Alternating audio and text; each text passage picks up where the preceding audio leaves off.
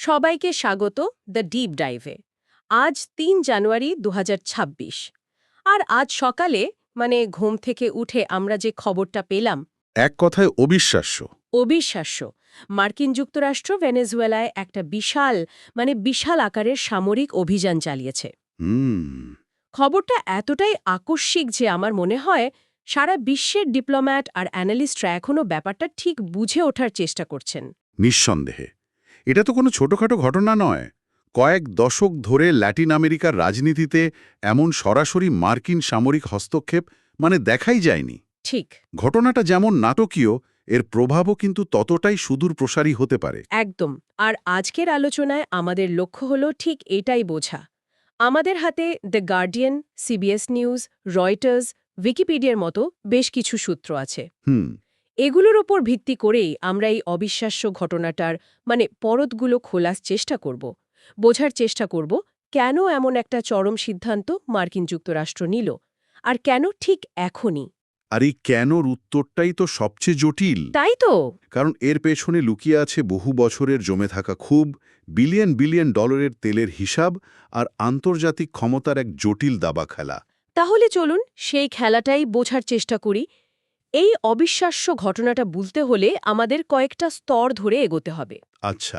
প্রথমে দেখব আজ সকালে ঠিক কি ঘটেছে যার জন্য সারা বিশ্বে এই তোলপাড়। তারপর আমরা পর্দার আড়ালে যাব, দশকের পর দশক ধরে চলতে থাকা যে উত্তেজনা আর ভূরাজনৈতিক স্বার্থের জটিল অঙ্কটা এর পেছনে কাজ করছে সেটা বোঝার চেষ্টা করব। ঠিক আছে। তো আলোচনার প্রথম ধাপ, আজ সকালে ঠিক কি ঘটেছে। সূত্রগুলো থেকে যা জানা যাচ্ছে, আজ ভোর রাতে, একদম ভোর রাতে। হ্যাঁ, মার্কিন স্পেশাল ফোর্সেস ভেনেজুয়েলার রাজধানী কারাকাসের একাধিক গুরুত্বপূর্ণ জায়গায় একযোগে অভিযান চালিয়েছে। আর এই অভিযানের সবচেয়ে বড় এবং চাঞ্চল্যকর খবরটা হলো ভেনেজুয়েলার প্রেসিডেন্ট নিকোলাস মাদুরো এবং তার স্ত্রী ফার্স্ট লেডি সিলিয়া ফ্লোরেসকেও। হ্যাঁ, দুজনকেই মার্কিন বাহিনী তাদের বাসভবন থেকে আটক করেছে। আমাদের সূত্রগুলো নিশ্চিত করেছে যে তাদের আটক করে দেশের বাইরে একটি অজ্ঞাত মার্কিন সামরিক ঘাঁটিতে নিয়ে যাওয়া হয়েছে। এটা অবিশ্বাস্য। একটা দেশের প্রেসিডেন্টকে তার নিজের দেশ থেকেই অন্য একটা দেশ তুলে নিয়ে গেল। আন্তর্জাতিক আইনে এর কোনো ভিত্তি আছে? এটা তো একটা নর্মাস ব্যাপার। দেখুন, ভিত্তি আছে কি নেই তা নিয়ে আগামী কয়েক মাস, হয়তো কয়েক বছর ধরেই বিতর্ক চলবে, কিন্তু ঘটনাটা ঘটে গেছে। হুম।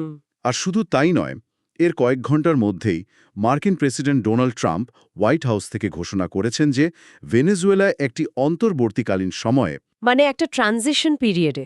হ্যাঁ, এই ট্রানজিশন পিরিয়ডে মার্কিন যুক্তরাষ্ট্রই সাময়িকভাবে দেশের শাসনভার গ্রহণ করবে। তার এটা শুধু একজন ব্যক্তিকে আটক করা নয়, এটা একটা গোটা দেশের শাসন ব্যবস্থাকেই নিজেদের নিয়ন্ত্রণে নেওয়ার প্রচেষ্টা।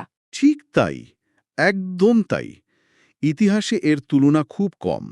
হয়তো ১৯৮৯ সালে পানামায় ম্যানুয়েল নোরিয়াগাকে ক্ষমতাচ্যুত করার ঘটনার সাথে এর কিছুটা মিল পাওয়া যায়। কিছুটা মিল তো আছে। কিন্তু একবিংশ শতাব্দীতে এসে এমন ঘটনা প্রায় নজিরবিহীন। এই পদক্ষেপটা শুধু ল্যাটিন আমেরিকায় নয়, আমার মনে হয় বিশ্বজুড়ে ক্ষমতার ভারসাম্যের যে ধারণা সেটাকেই নাড়িয়ে দিয়েছে। তাহলে ঘটনা প্রবাহ তো পরিষ্কার। এখন সবচেয়ে বড় প্রশ্ন, যেটা সবার মনে ঘুরছে, কেন কেন মার্কিন যুক্তরাষ্ট্র এই চরম পদক্ষেপটি নিল? সরকারিভাবে তারা কি বলছে? সরকারিভাবে মার্কিন যুক্তরাষ্ট্রের পুরো আর্গুমেন্টটা দাঁড়িয়ে আছে একটা বিষয়ের ওপর। নিকোলাস মাদুরো একজন রাষ্ট্রপ্রধান নন। নন? তাহলে কি? তিনি একজন আন্তর্জাতিক অপরাধী। বহু বছর ধরেই তো মার্কিন সরকার মাদুরোকে একজন স্বৈরাচারী শাসক হিসাবে দেখে এসছে। হ্যাঁ, সেই বিরোধী দলকে দমন করা, নির্বাচনে কারচুপির অভিযোগ। ওগুলো তো ছিলই, কিন্তু আসল কারণটা আরও গভীর। আর সেটা হলো মার্কিন বিচার বিভাগের আনা অভিযোগগুলো, তাই তো? একদম। মার্কিন বিচার বিভাগ মাদুরোর বিরুদ্ধে নার্কো টেররিজম বা মাদক সন্ত্রাসের মতো ভয়ঙ্কর অভিযোগ এনেছে। তাদের দাবি, মাদুরো আসলে একটি বিশাল অপরাধী চক্রের প্রধান।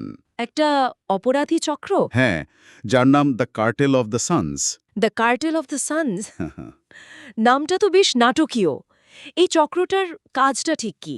নামটার মধ্যেই এর পরিচয় লুকিয়ে আছে। স্প্যানিশের নাম কার্টেল দে লস সলেস। ভেনেজুয়েলার ন্যাশনাল গার্ডের জেনারেলদের ইউনিফর্মে যে সোনালি তারা থাকে, ও আচ্ছা। তাকে স্থানীয়ভাবে সূর্য বা সল বলা হয়। এই নামটাই ইঙ্গিত দেয় যে এটা কোনো সাধারণ অপরাধী চক্র নয়, বরং রাষ্ট্রের সর্বোচ্চ পর্যায়ের সামরিক কর্মকর্তারাই এর সাথে জড়িত। মানে একটা শ্যাডো স্টেট বা ছায়া রাষ্ট্রের মতো। ঠিক এই শব্দটাই সিবিএস নিউজের একটা রিপোর্টে ব্যবহার করা হয়েছে, শ্যাডো স্টেট। মার্কিন প্রসিকিউটরদের অভিযোগ, এই চক্রটি কয়েক দশক ধরে কলম্বিয়া থেকে কোকেইন এবং অন্যান্য মাদক যুক্তরাষ্ট্রে পাচার করে আসছে। আর মাদুরোর ভূমিকা? আর মাদুরো প্রেসিডেন্ট হিসাবে তার ক্ষমতা ব্যবহার করে এই পুরো নেটওয়ার্কটাকে সুরক্ষা দিয়েছেন। এটাই হলো মূল অভিযোগ। তার মানে মার্কিন সরকারের ভাষ্যমতে এটা কোনো দেশের বিরুদ্ধে সামরিক অভিযান নয়, না, বরং একটা আন্তর্জাতিক অপরাধী চক্রের মাথাকে ধরার জন্য চালানো একটা হাই প্রোফাইল পুলিশি অ্যাকশন। ঠিক। আর এই কারণেই তো তারা মাদুরোর মাথার দাম $15 মিলিয়ন ঘোষণা করেছিল। তাই তো। এক্স্যাক্টলি। তাদের কাছে এটা পানামার নুরিয়েগা বা ধরুন কলম্বিয়ার পাবলো এসকোবারের মতোই একটা ঘটনা।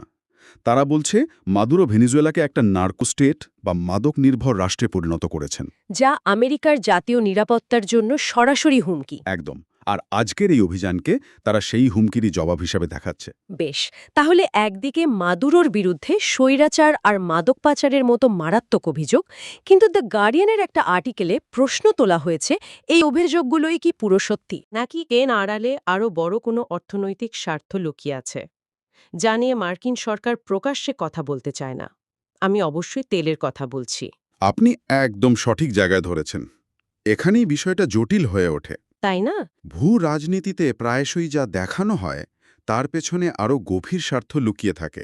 আমরা সবাই জানি ভেনেজুয়েলার কাছে বিশ্বের অন্যতম বৃহত্তম প্রমাণিত তেলের ভাণ্ডার রয়েছে, যা এমনকি সৌদি আরবের থেকেও বেশি। হ্যাঁ।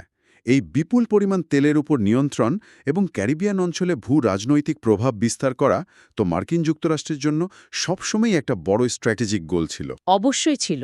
আর এখানেই আমাদের সূত্রগুলো থেকে দুটো ভিন্ন ন্যারেটিভ উঠে আসছে। একটা হলো প্রকাশ্য ন্যারেটিভ, গণতন্ত্র পুনরুদ্ধার এবং আইন প্রয়োগ। ঠিক। কিন্তু অনেক অ্যানালিস্ট, বিশেষ করে যারা মার্কিন পররাষ্ট্রনীতির সমালোচক, তাদের মতে আসল উদ্দেশ্য হল ভেনেজুয়েলার তেল সম্পদের উপর নিয়ন্ত্রণ প্রতিষ্ঠা করা। মাদুরোর সরকার তো চীন আর রাশিয়ার মতো দেশগুলোকে তেল ক্ষেত্রে ব্যাপক সুবিধা দিচ্ছিল, যা ওয়াশিংটনের জন্য কখনোই স্বস্তির কারণ ছিল না। একেবারেই না। কিন্তু এখানে একটা পাল্টা যুক্তিও তো আছে, তাই না?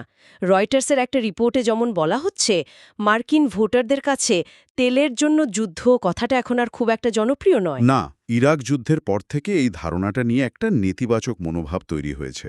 ঠিক। তাই মাদুরোকে আন্তর্জাতিক অপরাধী হিসেবে তুলে ধরাটা রাজনৈতিকভাবে অনেক বেশি নিরাপদ চাল। এটা একটা চমৎকার পয়েন্ট। আর আমাদের সূত্রগুলো ঘেঁটে একটা দিলচাস্প প্যাটার্ন দেখা যাচ্ছে। কি রকম? মাদুরোর বিরুদ্ধে এই নার্কো টেরোরিজমের অভিযোগটা কিন্তু শুধু একটা আইনি ব্যাপার নয়।